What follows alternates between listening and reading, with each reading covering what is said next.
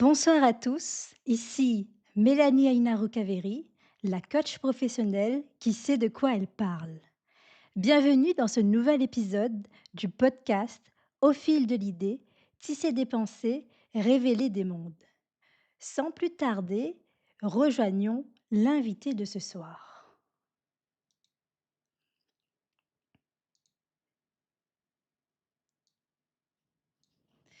Bonsoir Lovely, bienvenue. Merci beaucoup. Bonsoir Mélanie. Merci de m'avoir conviée. Avec grand plaisir. Eh bien, Lovely, peux-tu te présenter? Alors, bonjour tout le monde, je m'appelle Lovely Gontuini et j'ai 26 ans et je suis aujourd'hui étudiante en alternance dans l'informatique, mais j'ai également créé l'application sur l'endométriose qui s'appelle Endopulse.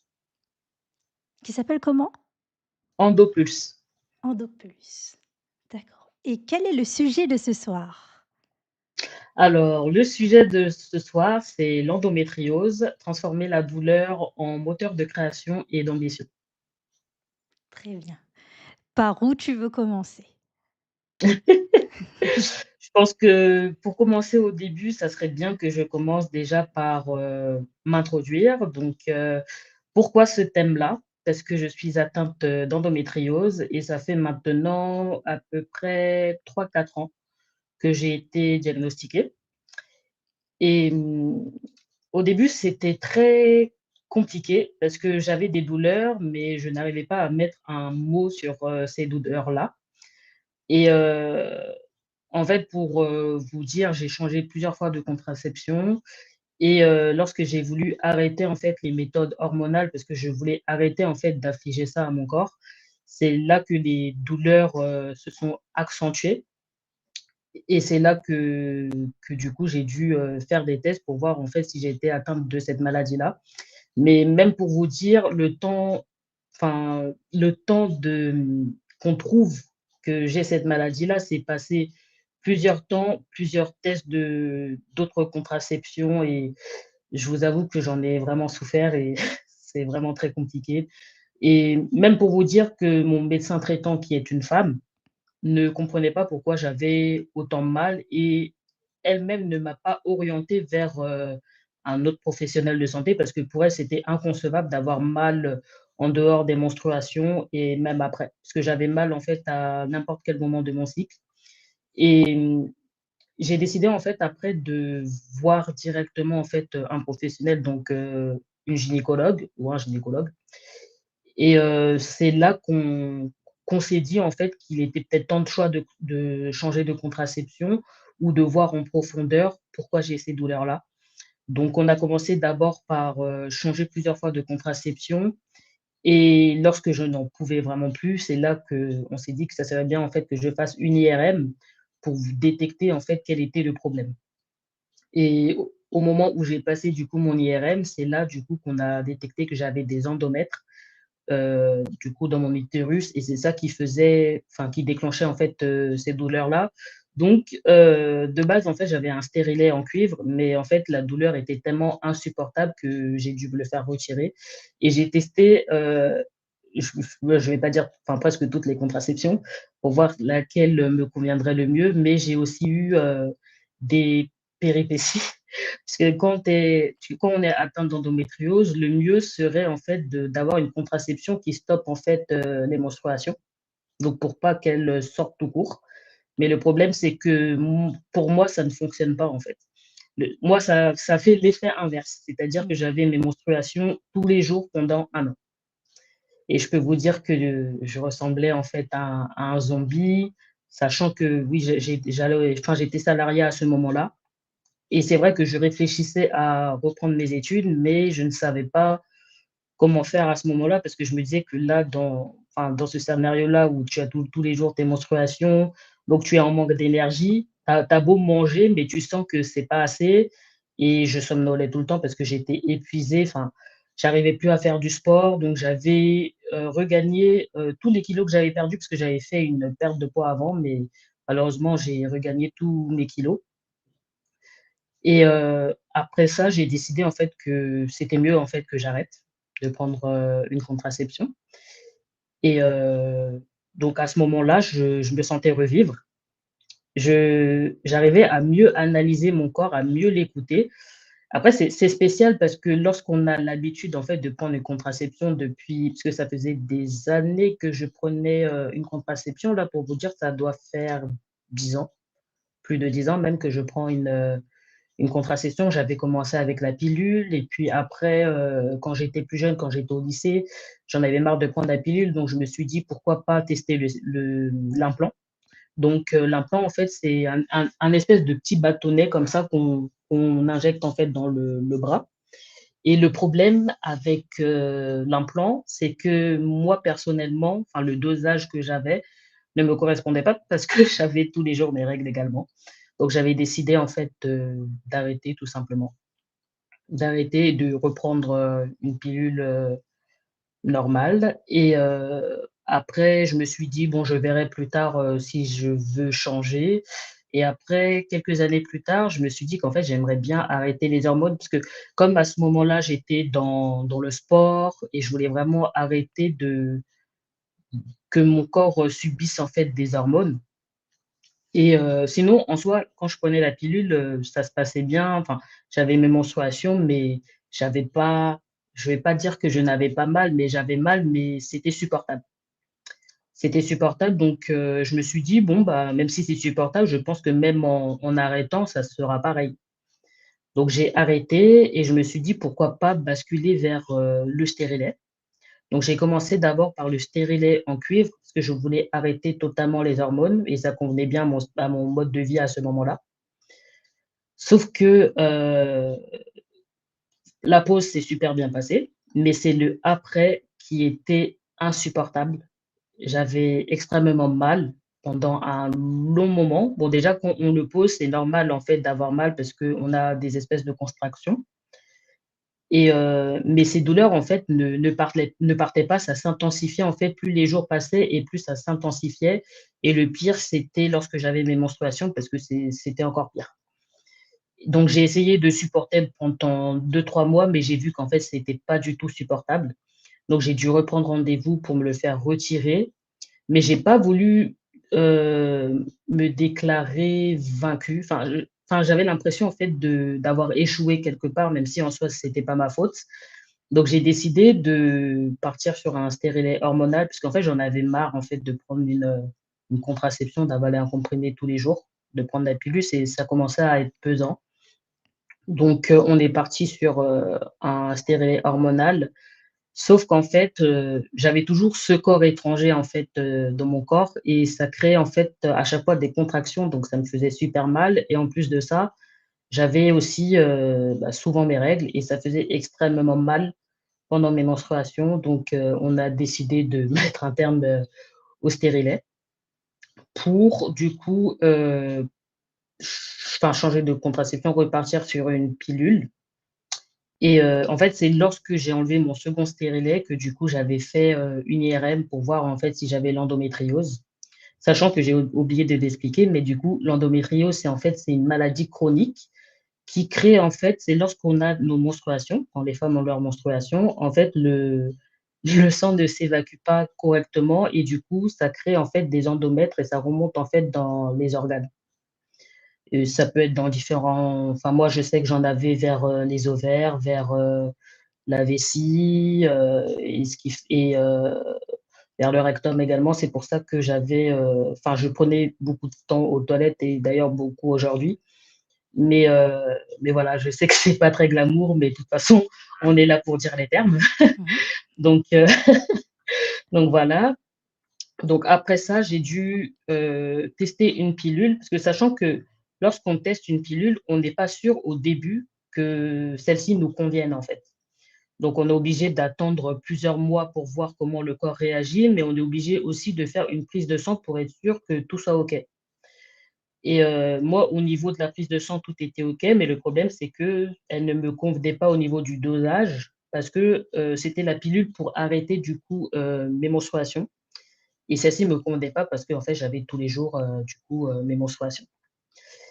Et après ça, elle m'en avait represcrit, une autre qui devait également stopper mes règles, sauf que celle-ci avait empiré parce que j'avais certes tous les jours encore mes règles, Mais le problème, c'est que j'avais des nausées et limite, je me sentais vraiment pas bien parce que je me suis évanouie avec cette pilule.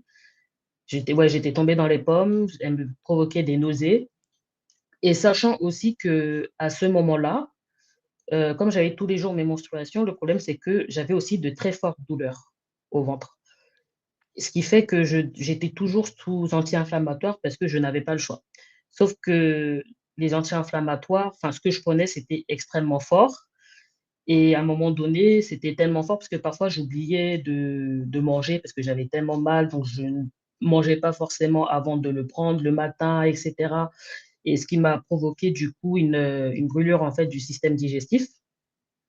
Donc là, c'était moins drôle et c'est là que j'ai pris conscience, en fait, qu'en fait, je pouvais plus du tout continuer comme ça et j'ai décidé, en fait, d'arrêter, cette pilule et d'arrêter, en fait, de faire subir, en fait, à mon corps un médicament qu'il ne peut pas supporter parce que ça ne sert à rien.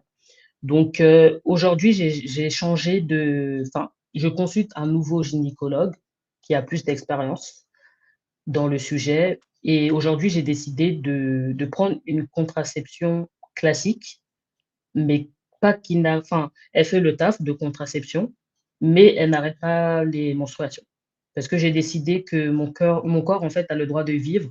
Enfin, après, en soi, le corps ne vit pas pleinement en prenant une contraception hormonale, mais je voulais quand même avoir mes menstruations, même si ça me fait extrêmement mal toujours, mais au moins je peux faire du sport si j'en ai envie, je peux vivre ma vie et pour moi aujourd'hui, c'est l'essentiel. Donc une fois que j'ai décidé ça, je me suis dit que enfin, j'étais à une période de ma vie d'ailleurs où j'étais en CDI et je ressentais le besoin de voir autre chose parce que le métier que je faisais à ce moment-là, j'en venais au bout après en fait de 3 ans. Et je sentais en fait que ça ne me convenait plus, ça ne me correspondait plus dans le sens où c'était pas assez technique parce que du coup j'ai un background, de technicienne de base, support et j'avais besoin d'avoir quelque chose de plus technique, mais je sentais que je voulais, heu, monter de niveau en fait. Je voulais upgrade vraiment le métier que je faisais et j'avais besoin du coup pour ça de reprendre mes études parce que j'avais qu'un BTS à ce moment-là et c'était frustrant d'ailleurs quand je cherchais à postuler pour des jobs qui me plaisaient beaucoup parce que j'avais qu'un BTS et en général, ils demandaient un bac+3 minimum, chose que je n'avais pas et je me disais qu'en fait, est-ce que si je reprends mes études, est-ce que je pourrais réellement le faire? Parce qu'avec, cette maladie-là, ça risque de me bloquer parce qu'il y a des moments où d'ailleurs, quand j'étais salariée, je pouvais tomber dans les pommes parce que la douleur était tellement intense et je me demandais en fait comment je peux faire et j'avais peur entre guillemets de me ridiculiser en allant à l'école. Mais après à un moment donné, j'en parlais d'ailleurs avec ma mère et je disais en fait que pourquoi subir quelque chose parce qu'on est malade? Alors on peut très bien, y pallier dans le sens où, certes je suis malade, mais je voulais pas laisser cette maladie en fait être un frein pour moi et rester dans un métier qui ne me plaisait plus et je n'allais pas être heureuse. Donc je me suis dit que de toute façon, vaut mieux tester. Comme je le dis toujours, je préfère tester et même si je n'y arrive pas, mais au moins j'aurais essayé et je saurais que je n'aurais pas réussi, mais au moins j'aurais testé. Donc à ce moment-là, je me suis dit: «Bon, bah, je vais m'inscrire du coup, dans l'école où je suis aujourd'hui d'ailleurs, l'école Innov» et je me suis inscrite. Après c'est vrai qu'au tout début, je n'ai pas précisé en fait que j'étais atteinte de cette maladie-là. J'aurais pu, mais j'ai décidé de ne pas le faire et d'être comme tout le monde. Donc l'entretien s'est super bien passé. D'ailleurs, enfin, une chose, peut-être bête, mais à ce moment-là, j'avais peur qu'on me refuse à cause de mon âge, alors que pas du tout. Il y a des personnes d'ailleurs qui sont plus âgées que moi dans ma classe, donc ne jamais, se dire que l'âge aussi est un frein. Donc le jour J, quand j'ai passé mon entretien, le recruteur m'a directement dit que: «De toute façon, vous êtes prise parce que votre profil correspond. Vous avez fait un BTS en informatique, C'est logique que vous souhaitez reprendre vos études parce que je lui ai fait part de mon projet professionnel et ça rentrait dans les cordes. Et franchement, ce jour-là, enfin, j'ai du mal à pleurer en public, on va dire, mais j'étais à 2 doigts de pleurer parce que je me disais que mon rêve va enfin se réaliser, essayer de reprendre mes études pour faire un meilleur job. Depuis plus jeune, j'ai comme métier en tête d'être ingénieur. Je ne sais pas pourquoi, mais j'ai toujours voulu l'être.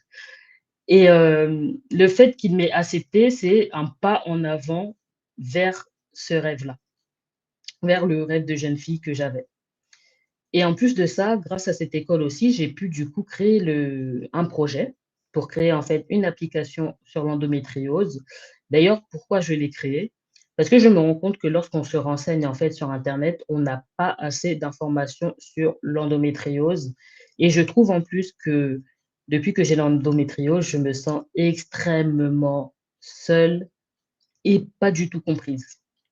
D'ailleurs, pour vous dire, il y avait même une année, je me rappelle, c'était Noël. Ce Noël-là se passait, chez ma tante, mais j'étais en PLS parce que j'avais mes menstruations et enfin, j'étais tellement en PLS que je crois que je m'étais même évanouie dans mon lit, et j'ai pas pu participer à Noël. D'ailleurs, j'étais un peu triste parce que du coup, j'étais en mode Hollywood et je me rappelle même que du coup, ma jumelle est restée avec moi pour me soutenir. Bon, après, j'étais un peu triste pour elle parce que du coup, bon, c'est gentil qu'elle soit restée avec moi, mais j'avais l'impression en fait qu'elle passait aussi à côté de quelque chose à cause de moi, donc je me sentais réellement fautive.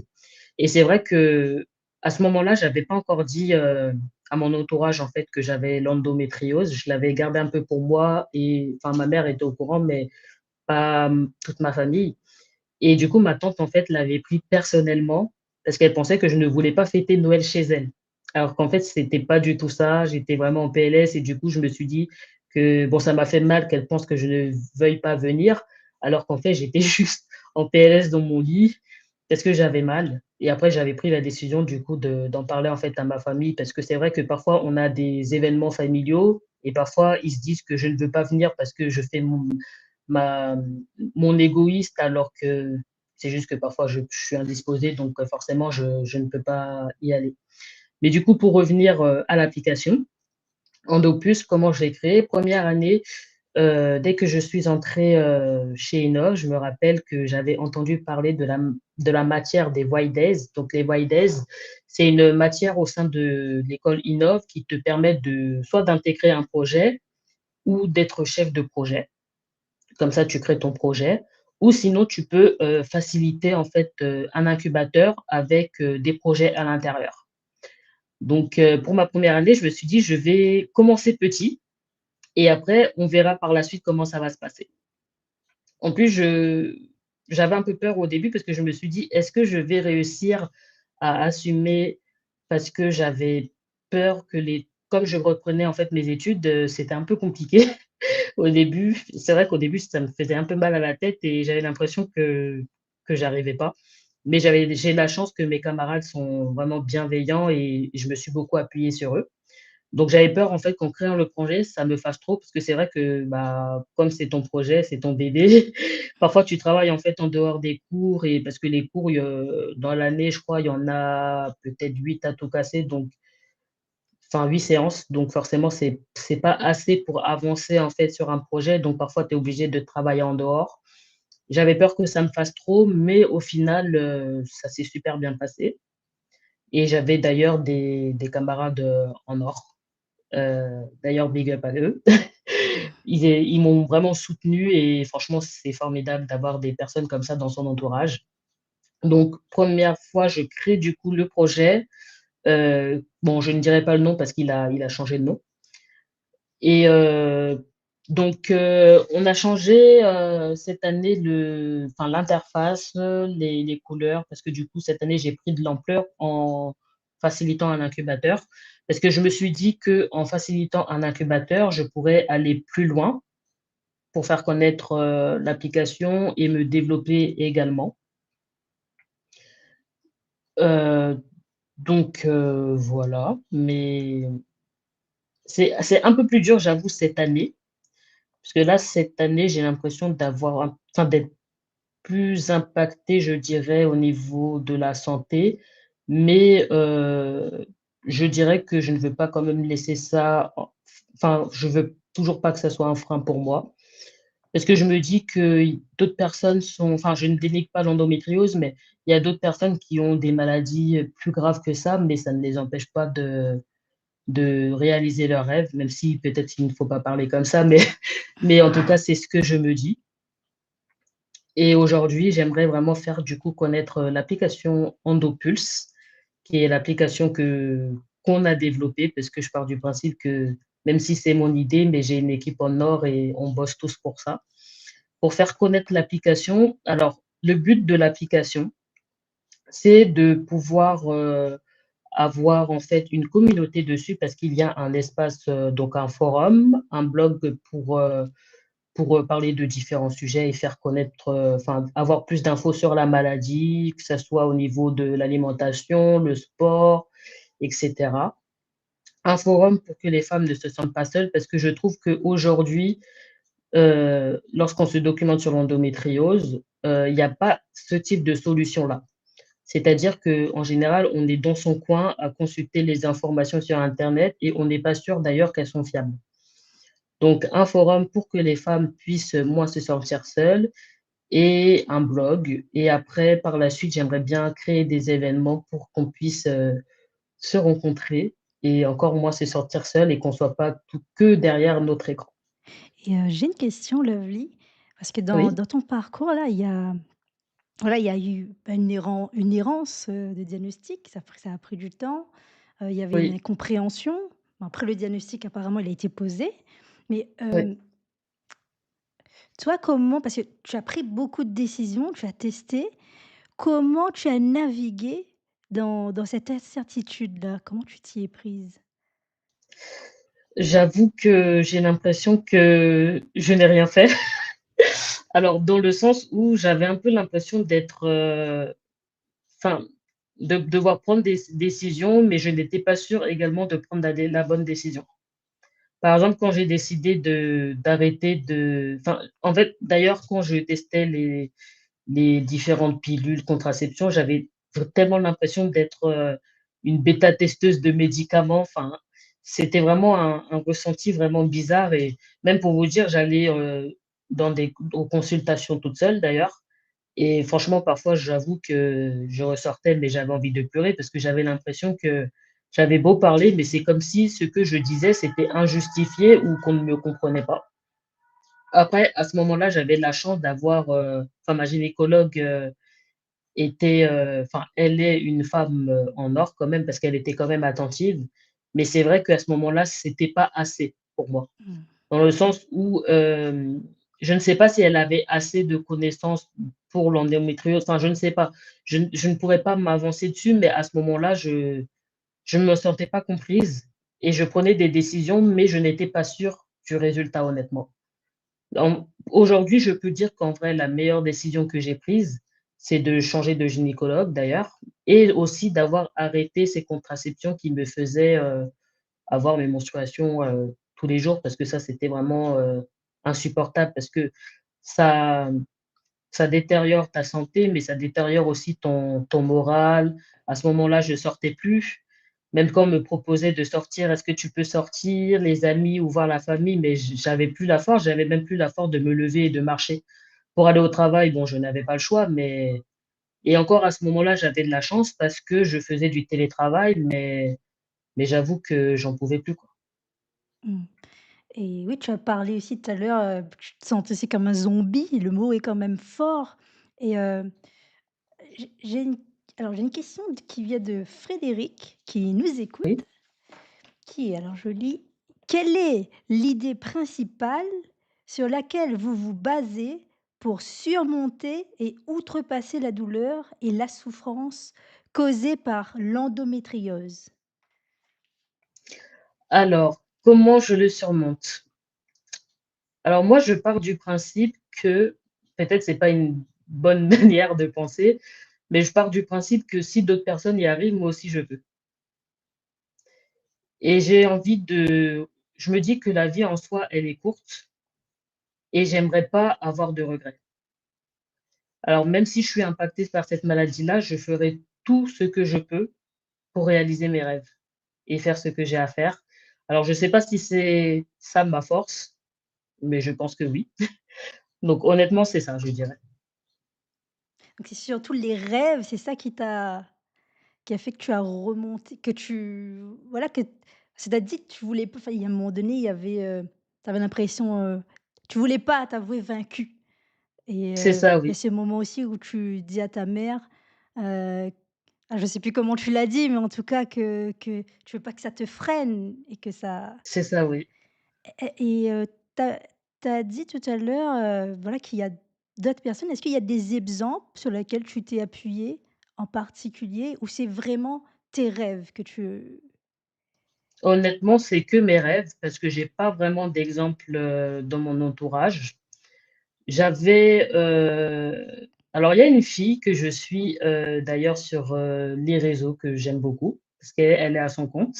Après on n'est pas du tout dans le même domaine parce qu'elle, elle est dans tout ce qui est communication, je dirais et en fait, j'avais pour projet de base de monter, enfin un projet, on va dire, lié aussi à l'endométriose et lorsque je lui en ai parlé du coup parce qu'elle m'avait formée et en fait, je lui en avais touché un mot que je voulais reprendre mes études parce que ma situation à ce moment-là ne me convenait pas et je lui expliquais qu'en fait, je m'ennuie, mais c'est vrai aussi que j'avais peur à cause de la maladie, mais qu'en même temps, je ne voulais pas que ça soit un frein parce qu'à côté, je faisais aussi d'autres choses. Je faisais du sport, je filmais mon quotidien, j'ai une chaîne YouTube, je filmais mon quotidien sur Instagram, un peu sur TikTok et elle me disait qu'en soi, si j'arrive à faire tout ça, qu'est-ce qui t'empêche de reprendre tes études? Parce que c'est vrai que je faisais beaucoup de choses, mais je ne me rendais pas compte qu'en fait, je faisais déjà beaucoup de choses, mais ça ne me fr enfin, la maladie ne me freinait pas, même si en soi, il y avait toujours des jours où, oui, j'étais moins en forme, on va dire, mais en soi, ça ne me freinait pas plus que ça. Donc en soi, aujourd'hui, qu'est-ce qui te freine, réellement?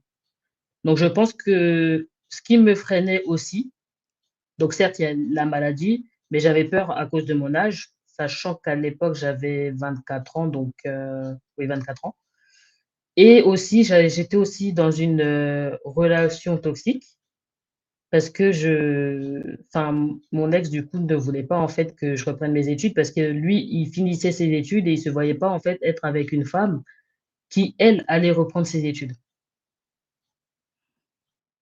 Donc au final, la relation s'est terminée, donc je l'ai mis de côté, donc tant mieux. Aujourd'hui, j'en suis fière. Mais d'ailleurs, quand j'y pense aujourd'hui, parce qu'à ce moment-là, ça m'avait fait mal parce que du coup, cette personne m'a ghosté. Donc je pensais que j'avais fait quelque chose de mal et je me rejetais à chaque fois la faute, mais aujourd'hui, je peux le dire honnêtement haut et fort que je suis contente qu'il m'ait ghosté. Même si à ce moment-là, j'avais très mal et je me rejetais la faute. Mais franchement, aujourd'hui, je suis contente parce que je reviens de loin, j'ai repris mes études, j'ai des projets, je fais ce que je veux, je fais ce que j'aime surtout et j'ai rencontré de nouvelles personnes et franchement, j'en suis fière. bravo déjà pour cet acte fort et voilà, en tout cas, tu voilà, c'est dans cette dynamique de ne pas baisser les bras et d'aller vers, justement de ne pas laisser freiner par l'adversité, la maladie, les Oui. personnes, les personnes qui peuvent freiner aussi finalement et puis, en fait, dans ton sujet, enfin, j'ai envie de dire, un truc, c'est que endométriose, transformer la douleur en moteur de création et d'ambition. Quand je l'ai vu, ça m'a fait penser à quelque chose, d'alchimique, comme si on transforme, le goudron en or, quelque part. Et Mais c'est ça, mais oui, mais franchement, en soi, je me dis que on peut voir beaucoup de personnes, malades, qui font beaucoup de choses, mais je me dis que est-ce qu'une femme s'est déjà posée pour dire: «J'ai l'endométriose, mais ça ne m'empêchera pas de faire ce que j'aime». Et du coup, je veux être cette femme qui montre aux autres femmes qui sont impactées par cette maladie-là que c'est possible et j'ai envie de leur prendre par la main et de les guider, en fait. C'est vraiment ça, je pense, le message que je veux transmettre. Enfin, c'est compliqué parce qu'il y a des jours où parfois on se dit: «Mais tu as tellement mal que tu arrives même pas à te lever du lit, tu arrives même pas à tenir debout». Parfois, tu as des nausées, parfois tu arrives même pas à faire tes besoins. Parfois, tu te demandes même: «Est-ce que j'arriverai à trouver un partenaire de vie d'ailleurs qui va m'aimer? Est-ce que j'arriverai à avoir des enfants un jour? Enfin, il y a beaucoup de questions que je me dis, enfin, il y a beaucoup de questions également que moi-même je me pose et que d'autres femmes se posent, mais je veux pas quand même que ça reste un frein. Je me dis on peut être toutes ambitieuses, on a tous des rêves et on peut tous les accomplir. C'est-à-dire que là, il y a des victoires qui ont été, des drapeaux qui étaient hissés. Déjà, enfin, tu as parlé de ce moment où quand on t'a dit «oui» au niveau de la reprise des études, c'était un moment fort pour toi. Donc il y a ces victoires, mais il y a aussi cette incertitude, ces questions, voilà, ces questions qui restent en suspens où aujourd'hui, en tout cas, tu n'as pas la réponse, mais de ce que j'entends, de ce que tu me dis, tu as cet état d'esprit-là qui, en tout cas, veut chercher des réponses, qui va vers ton sens, j'ai envie de dire, vers, C'est quelque ça, chose. oui. Il y aura toujours en fait des questions qui resteront sans réponse, mais je pense que, l'une de mes qualités, c'est que j'aime foncer. Enfin, moi, je sais pas si c'est vraiment une qualité, mais c'est que j'aime foncer et tant qu'il y a pas de quelque chose qui me freine ou qui me bloque, enfin qui me bloque réellement et que ça soit pas juste dans ma tête, je continuerai de foncer. Et comment ça t'a aidé, toi, de foncer? Je pense que parfois enfin, c'est une phrase que j'aime dire d'ailleurs que je dis souvent à ma jumelle. En fait, parfois, il faut pas trop réfléchir, il faut juste faire. Mmh. Donc je me disais que l'endométriose, me freinait. Mais après, il y avait plein d'autres trucs. Je me disais: «Bon, il y a mon âge et il y a aussi l'autre, mon ex qui me freinait». Est-ce que du coup, tu te demandes: «Mais est-ce que c'est vraiment justifié que je veuille reprendre mes études?» parce que tu te dis: «Bon, c'est la personne que tu aimes, mais en même temps, est-ce que je suis obligée de me "cacher" entre guillemets pour rester dans cette relation?» parce que j'avais l'impression au final que je devais me cacher et me freiner parce que je voulais rester dans cette relation, mais lui, il ne voulait pas que je reprenne mes études. Donc, est-ce que c'est justifié? Parce que aussi, après c'est vrai qu'il y avait peut-être des red flags, mais, parce qu'on était partis en vacances et je sentais qu'en fait, à ce moment-là, c'était quand j'avais mon stérilet, donc forcément les douleurs étaient plus intenses et la douleur m'avait pris en fait en plein Paris parce qu'on devait visiter, donc au pied de la tour Eiffel, j'avais tellement mal, je pouvais plus marcher. Je pouvais plus du tout marcher et j'avais oublié mon anti-inflammatoire. Donc je sentais qu'en fait ça le pesait et ça le saoulait quoi, mais après je sentais que j'étais fautive, mais en même temps c'est pas ma faute parce que c'est lié à la santé, mais oui, en fait, il y avait plein de red flags comme ça, de petites choses et c'est vrai que quand la relation s'est finie, au final, je me suis dit: «Mais» bon, au début, j'étais mal, hein, c'est sûr, comme toute personne, mais après au final, avec le recul, je me dis, «C'est un signe. C'est un signe pour que je puisse réaliser mes rêves et que je puisse faire ce que je veux». Sans qu'une personne, je vais pas dire négative, mais je dirais plus une personne un peu égoïste parce qu'au final, il ne pensait qu'à lui et à ce moment-là, il pensait pas à ce que moi je voulais, à ce moment-là.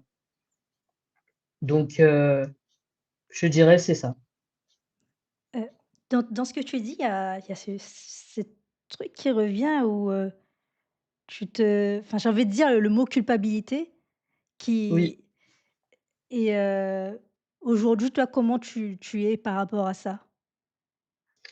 Alors, je dirais qu'aujourd'hui, ça va un peu mieux. Je pense que c'est un travail à faire sur soi, en fait, que je n'avais pas fait quand j'étais plus jeune. Parce qu'en soi, aujourd'hui, je sais faire la part des choses et en soi, certes, j'ai l'endométriose, mais en soi, c'est pas marqué endométriose sur mon front, en soi. Donc je pars du principe que je reste lovely d'abord et après, j'ai l'endométriose. Enfin, d'ailleurs, je le laisse d'ailleurs bien en bas, je dirais même. Donc d'abord, je suis Lovely, je suis étudiante et je suis la créatrice d'Endopulse et j'ai aussi l'endométriose.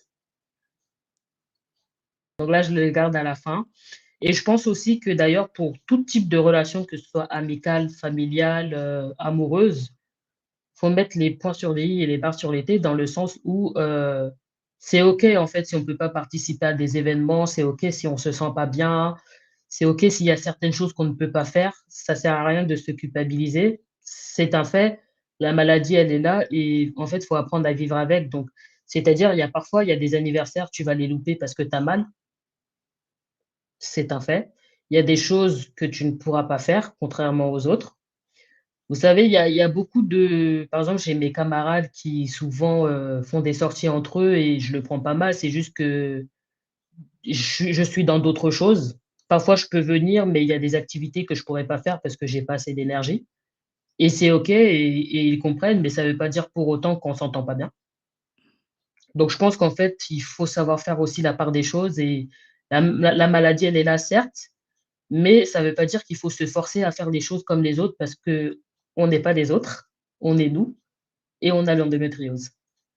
D'accord. Donc du coup, il faut faire avec.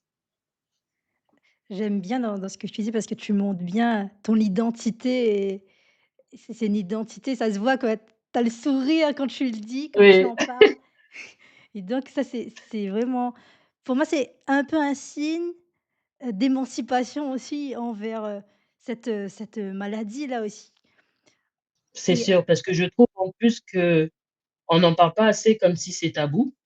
Parce que certes, on n'en parle pas assez en plus de oui, certes, l'endométriose, quand on se dit endométriose, ah oui, c'est les douleurs, menstruelles, mais ça s'arrête là. Alors que derrière, il y a d'autres choses. Il y a l'infertilité, il y a les douleurs, lombaires, on peut s'évanouir, enfin, il y a beaucoup de choses derrière qu'on ne mentionne pas et d'ailleurs, parfois, quand je mentionne mes symptômes, il y a des personnes qui sont choquées parce qu'elles se disent: «Ah oui, mais moi je pensais que vous aviez juste mal au ventre». Bah non, mmh, c'est pas juste mal au ventre, parfois il y a de la fatigue chronique, enfin, il y a beaucoup de choses, en fait. c'est donc, très méconnu et j'aimerais revenir aussi sur, quand tu as dit que tu fonces, ce que je trouve remarquable aussi, c'est que tu as dit: «Tant que, il y a pas quelque chose qui te bloque ou qu'il y Oui, a», je sais plus ce que tu as dit en deuxième, mais en fait, ce qui montre que tu réfléchis déjà à des limites à ce truc que tu t'appuies dessus. C'est-à-dire, tu c'est sûr, oui. fonces, mais il y a quand même une part Ouais, d'analyse, quoi. Il y a quand même une part d'analyse, il y a des red flags, des choses comme ça. c'est sûr. Après, je me dis toujours, du coup, qu'en fait, tant qu'il y a pas d'obstacle sur mon chemin, même s'il faut le contourner, mais en tout cas, je vais quand même foncer. OK. Parce que pour moi, si à chaque obstacle, on s'arrête, au final, on n'avancera plus. Enfin, c'est comme ça que je vois les choses et je pense qu'à mon avis, enfin, toutes les personnes devraient être comme ça, qu'on ait l'endométriose ou non. Parce que j'aime C'est bien me comparer, enfin, c'est pas bien de se comparer, mais je me dis que j'ai l'endométriose, c'est un fait, mais si je ne l'avais pas, au final, ça serait pareil. c'est-à-dire s'il y a un obstacle, c'est soit je fonce ou je contourne. Donc Oui, c'est pas forcément je fonce dans le tas, je fonce là j'ai un passage quelque part. oui. Il y Parce que a quand on toujours entend un «je passage quelque fonce», part. quand on entend «je fonce», on peut avoir l'image, du bélier, C'est je sais ça, pas toi, oui. est-ce que tu as une image quand tu dis «je fonce» qui te vient? En fait, quand je dis: «Je fonce», je me dis que tant qu'il y a pas de mur, je peux y aller. Mais même s'il y a un mur, il y a quand même un passage quelque part, je me dis. Ah d'accord. Ah OK OK, c'est intéressant. C'est intéressant quand tu le précises comme ça, c'est vraiment intéressant et heu,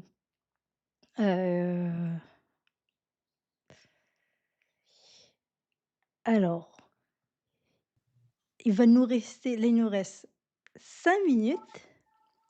Est-ce qu'il y a quelque chose que tu aimerais que les personnes retiennent, que tu aimerais surligner ici?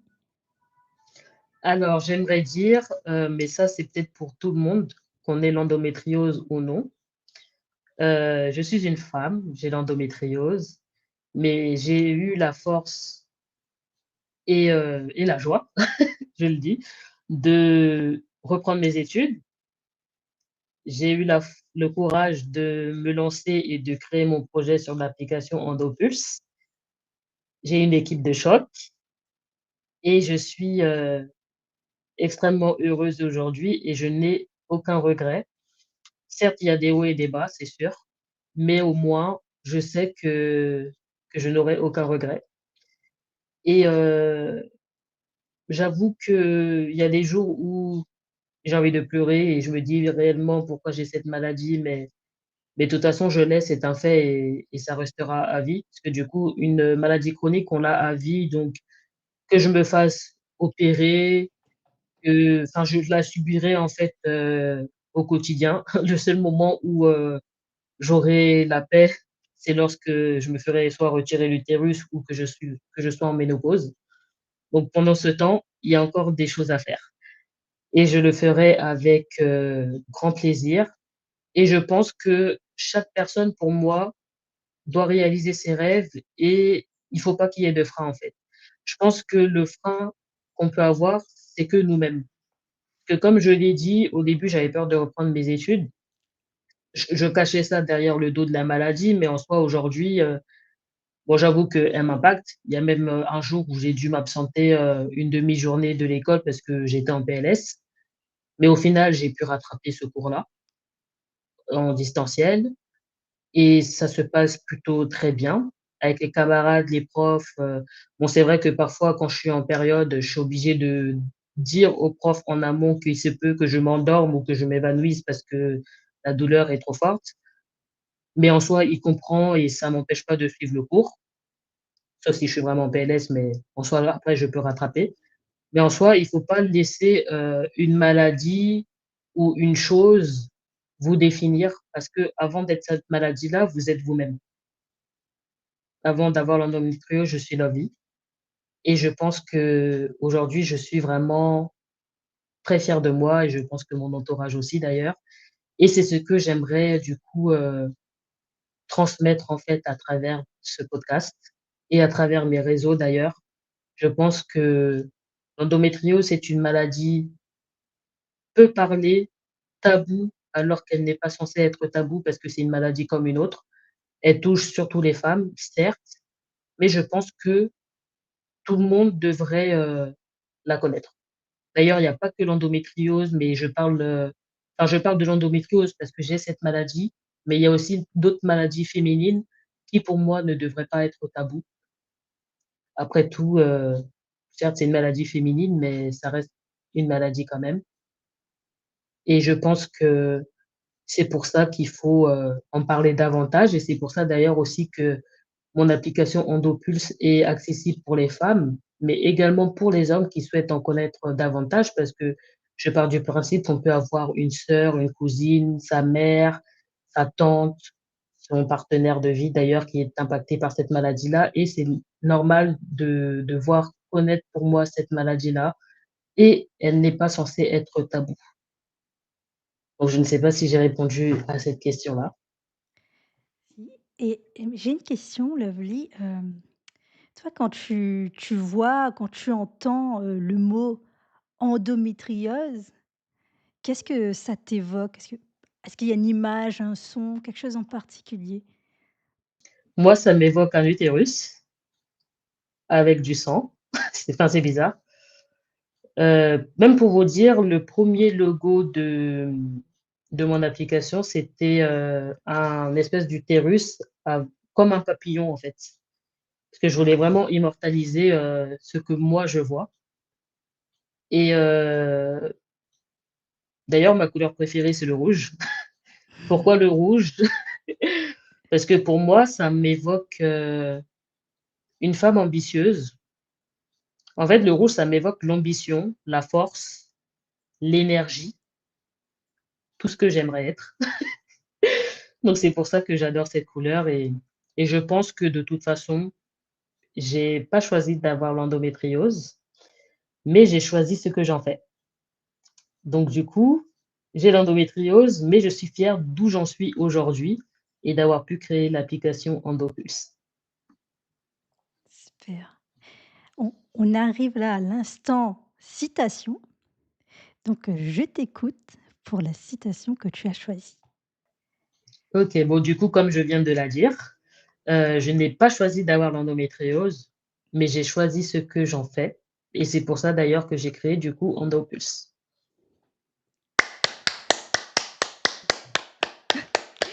Ouais, on peut t'applaudir.